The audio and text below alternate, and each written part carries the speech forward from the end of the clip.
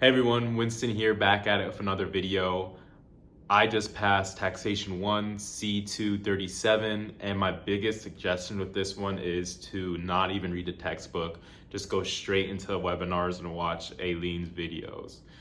Honestly, everything that she is saying in the videos, you need to memorize. Even if she goes over it fast or anything, just make sure you know that and solidify your understanding of that. So this class is a very dense course, but you can still go through it at a moderate pace.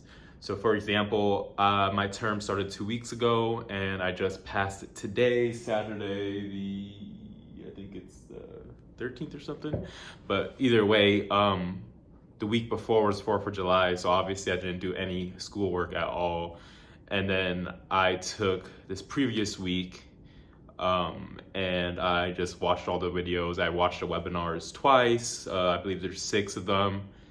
Just go through it, go through those webinars, take notes, try to really digest everything. My suggestion with studying for this class is just watch Elin's videos one time through, and then the second time through, just take notes.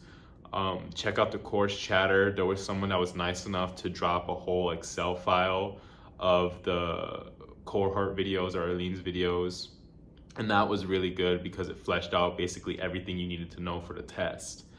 Other than that, make sure you know the OA and PA, the way that they align. The OA is a little bit more in-depth and difficult, so don't just bank on if you pass the PA that you're gonna pass the OA. But if you understand, like if you don't memorize if you actually understand the questions on the PA, what they're asking, you'll do well on the OA, if that makes sense. So really dive into the concepts and understand that. I highly suggest using the Excel sheet in the course chatter. Go find that. And then as for things to know, make sure you know like the Social Security percentages, the self-employment tax percentages. You also want to know what else? The medical expense floor, which is 7.5%.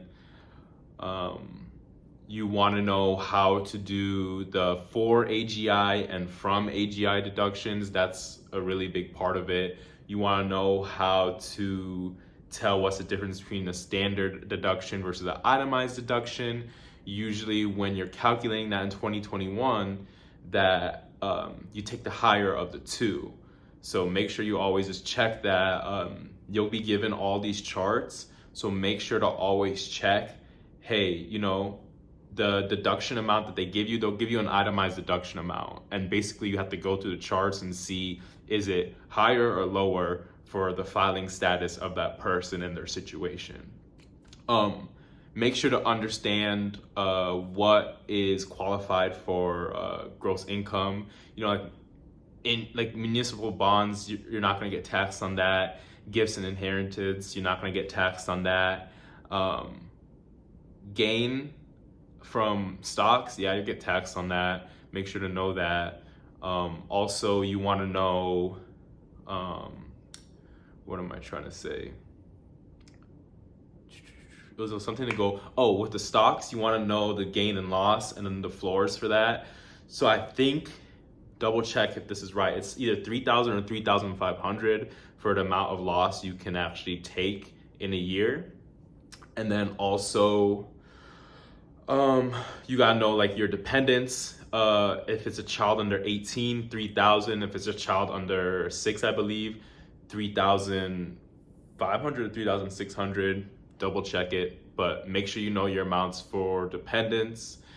And yeah, a lot of it is memorization, but it's not that hard. Like in the videos that Elin goes over, she'll say like, make sure you remember this, or this is really important.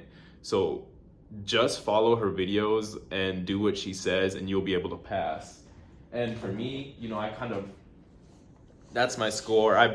I barely passed this one, so study a little bit more than me, but yeah, taxation of individuals is 76% of it. So yeah, like I said, don't even bother with the textbook. Honestly, I went through it and I just got confused. That wasted a lot of time. But just watch the Elin videos, ask questions in the Discord, and then check out the Excel sheet in the course chatter, and you should be able to pass this in like a week or two. Honestly, if you're like doing like an accelerated thing, you can probably get through this in a couple days, but I work full time, so it took me a week or two. Thank you guys so much for watching. Catch you in the next one.